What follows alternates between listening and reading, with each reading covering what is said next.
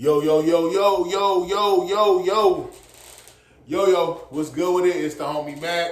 Music, art, culture, knowledge. Each one teach one, peace and love. Reporting live from the Dogon. Thumbs up, give me the likes. Thumbs up, give me the likes. Like, share, comment, subscribe. Subscribe to the YouTube channel 82 Kings. This is another session of Mackin' with Mac. Book review series. Y'all know I've been on a really strong graphic novel run. More specifically, I've been doing Ta-Nehisi Coates, his run with Captain America. I told y'all I was on a real heavy Captain America hype. But you know what? I needed a little break from Steve Rogers. No offense. I love Captain America, Sam Wilson, all the incarnations of Captain America for the most part. Shout out to the homie Bucky Barnes. But yeah, I took a break, brief sabbatical. I got to finish the last two parts of the Ta-Nehisi Coates run with Captain America. Then I got some X-Men coming, Kingdom Come, I got a review for that. But I took a break from Captain America to review Superman Red Son. Superman Red Son. And I must say this, I'm told that my reviews are very spoiler heavy. So I'm gonna chill out on some of the spoilers, but there are gonna be some spoilers in this review. First off, I want to say shout out to Mark Millar, shout out to Dave Johnson, shout out to Killian Plunkett, the writer being Mark Millar, the artist being Dave Johnson and Killian Plunkett. I like this book so much, I'm gonna get a deluxe edition of it. I give this 5 out of 5 stars. I will say this is probably the best graphic novel I have read this year, in my opinion. And if you go through my run of graphic novels, I've reviewed some heavy hitters. I reviewed The Killing Joke. What else did I review? I reviewed The Origin of Wolverine. I'm trying to look at what else have I reviewed.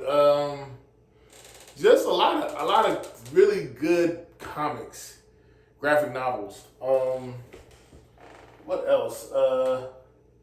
Yeah, even like I said, Kingdom Come. I read Kingdom Come. And I would say Superman Red Son is the best graphic novel I've read this year. So imagine, if you will, Superman crashes in Ukraine. Little Kal-El crashes in Ukraine and becomes a part of the Soviet Union. He grows up on a farm, a communal farm on Mother Russia. And basically Joseph Stalin, his gifts, people find out about his gifts. Joseph Stalin takes him under his wing. The way this graphic novel starts off, it's like, whoa, the Russian, because you know about the Cold War, which is the friction between the Soviet Union and America. It's more like an arms race, a political race, propaganda race even.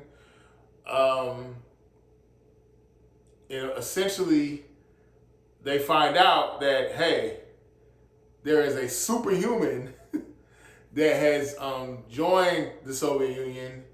He's faster than a speeding bullet.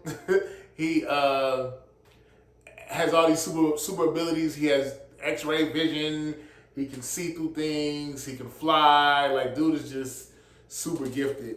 The thing that was really interesting about this book is seeing how there's a contrast in there's a lot of social commentary on communism and capitalism.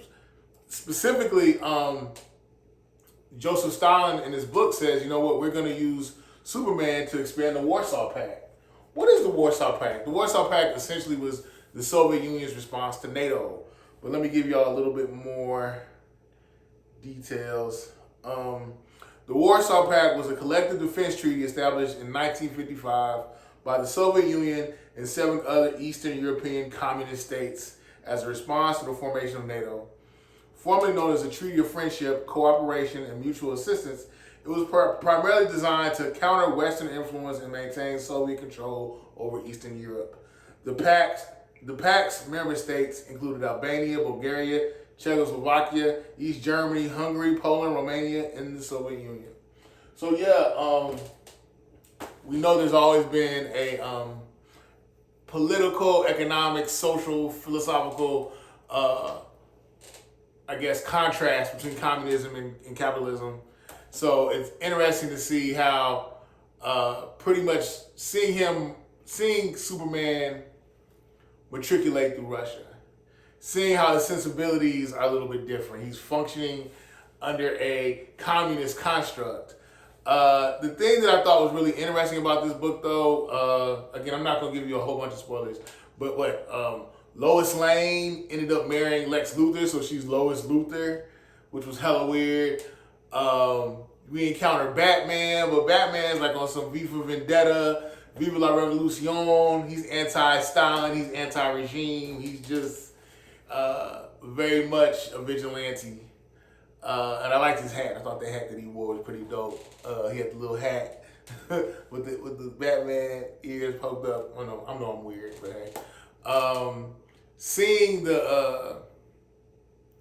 in a sense, seeing how there's, how do I say it? It's almost, I'm going to quote something from this book. In the intro, the guy that wrote the intro for this book, or the foreword for this book, he killed it. Tom DeSanto. Yeah, he basically says, Ben Franklin once wrote, "Those who would sacrifice their freedom for safety will find they inherit neither."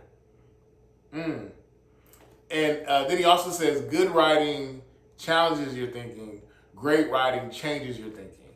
And I would say this really changed my thinking in a lot of ways. But let me get back to the Franklin quote. Basically, yeah, a lot of times, you know, you think of the concept of you can tell this the Mark Millar kind of had a George Orwell, I guess, reference point as far as Big Brother and social control and a forced utopia.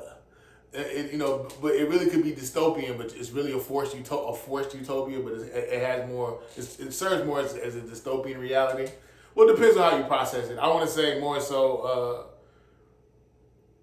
Superman eventually takes over the Soviet Union, and in his mind, listen, the literacy rate is going up, there's no homelessness, there's food, everybody's working, they're producing, like, we're good. But there still were people who weren't happy. You know, that felt like we don't have a lot of personal autonomy. Superman is basically Big Brother in the flesh. He sees what we're doing, he can hear what we're doing, but we're living in this forced utopia. So it's like, yeah, we're doing good, but we don't have really any privacy. We don't really have any type of autonomy. But in Superman's mind, he's like, hey, what y'all tripping for? Like, I'm not, I'm feeding y'all, I'm taking care of y'all, like, we Gucci. And it changed my thinking in a sense of, I think we can be well-intended, you know, in our minds, something could be just totally divinely crafted and we think it's amazing and great. And someone can be like, no, it's not that. It's the total opposite. I hate you for what you're doing. You know, and I guess I'm not so quick to say I guess what I walked away with is not feeling like I know what's best for everybody. You know, everybody processes their reality in proximity to their experiences, and they draw their own conclusions, and you know, they dictate ultimately what is good or bad for them subjectively. I can't foist my idea of a utopian society or what's right on you. You know, you should be able to process that on your own. The interesting thing about this, though, is seeing the back and forth between Lex Luthor and Superman. Like, at one point, Lex Luthor literally says, oh, in another reality, I'm sure me and Superman will be friends. And I thought that was interesting, just hearing seeing Lex Luthor say that. So yeah, we pretty much, where do I go with this? I liked how there's a lot of political social commentary. There's a lot of socio-political commentary, rather. It's interesting to see the diplomacy, the arms race between the Soviet Union and America in this book. It's interesting to see how you have one culture going against another. And the thing I thought was really interesting was Superman kept his humanity through it all. Even when stuff was going on in America, he wanted to help.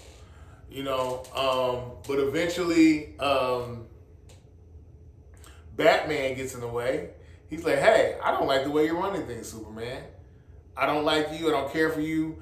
And essentially, with help from Lex Luthor, Batman lures Superman. He uses Wonder Woman. He captures Wonder Woman, puts her lasso around her, and he lures Superman into this, this little, this combine, this little workstation.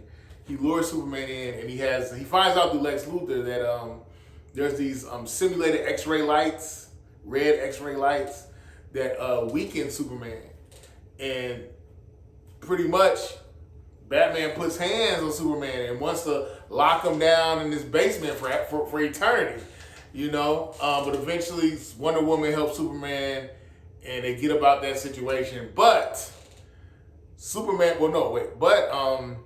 Batman and Superman are going back and forth, and Batman was like, I swallowed a bomb. I'd rather die and be a martyr than to be a part of your regime. I'm trying to subvert everything that you created in this society.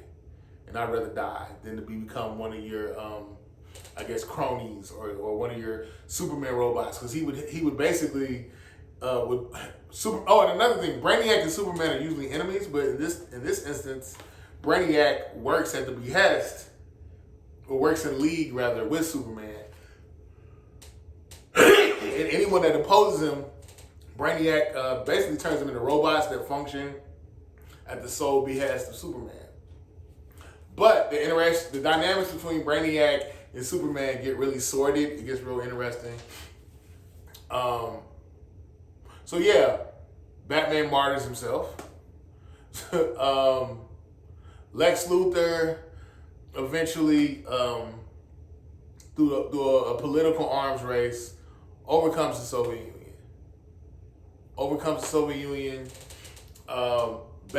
Superman goes back over to America, and he's like, man, Lex, you forced my hand. Now we got to get violent.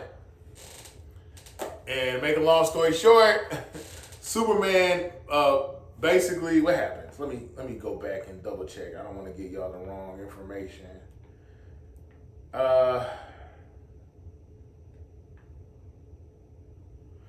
Essentially, there's a bomb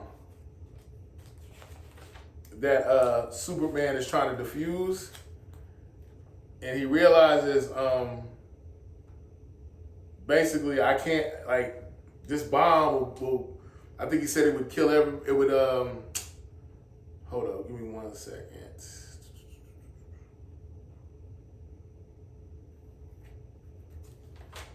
Give me 1 second. Oh yeah, it said that, but the power on this level being unleashed is going to wipe out everything in a 15 million mile radius. Even you aren't that fast. That's what Lex Luthor says to Superman. But basically, Superman sacrifices himself. He takes the bomb. It's like the ship. It's more or less the technology that Brainiac had created. He takes it. Yeah, he takes it. And he takes it and he darts out into the atmosphere and he explodes. But it's weird because towards the end, at the very end of the book, he emerges again just as Clark Kent. And he's just giving a rundown on how society has evolved. This was well written. Like I said, I'm going to buy a deluxe edition. I have no qualms, no issue with this book. I liked how, it made you think. It did catch me off guard seeing the dynamics between Wonder Woman and Superman. I thought they were just going to get together. It didn't happen.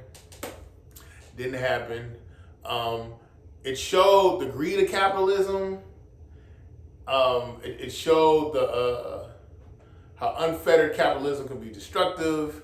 It showed how communism has its issues as well, as far as just the what is it? Just the bureaucracy of it, and how things move slow. Like at one point, Superman sees this girl he had a crush on when he was a child, and he sees her in line with her kids waiting to get food, and he's like, "They haven't eaten. Give them some food." And then there's other people in line like, "Hey, we haven't eaten in days either. We need food." But Superman eventually solved that whole situation with the hunger in the Soviet Union. But I'm saying, like, you can see how you can see the flaws and the issues in both political regimes, in both socio-economic and political regimes, those being capitalism and communism. Neither are without fault. So that made me rethink certain things. I mean, essentially, again, you can't force things on people. You have to let people figure out what is best for them. You know, even as well-intended as you may be. You know, again, I really love this book. Green Lantern. Hal Jordan pops up in this book and actually creates a Marine Corps of Green Lanterns. It's pretty dope. Yeah, this book is damn near flawless. I'll say it is flawless. Mark Millar did his thing with the narrative, with the writing. I mean, it's a page flipper. It's very engaging. But yeah, leave a comment. Let me know what you guys think about this book. If you read it, anything you want to add to this, to the review, you know, leave it down below in the comment section. Yeah, I like the artwork. I'm gonna show you guys the Green Lantern Marine Corps I was talking about. Can you see it? See him to the bottom right? On my right, maybe your left. But yeah, just it was interesting seeing how really being a villain and being a hero, being a freedom fighter or being a terrorist, really in a lot of ways are subjective and are contingent upon just your perspective and what your angle is. So there aren't really any absolutes. Mull over there, Muse over there. It's the homie Mac. Thumbs up, give me the likes, thumbs up, give me the likes, like, share, comment, subscribe to the YouTube channel 82 Kings. Superman, Red Sun. Go get that.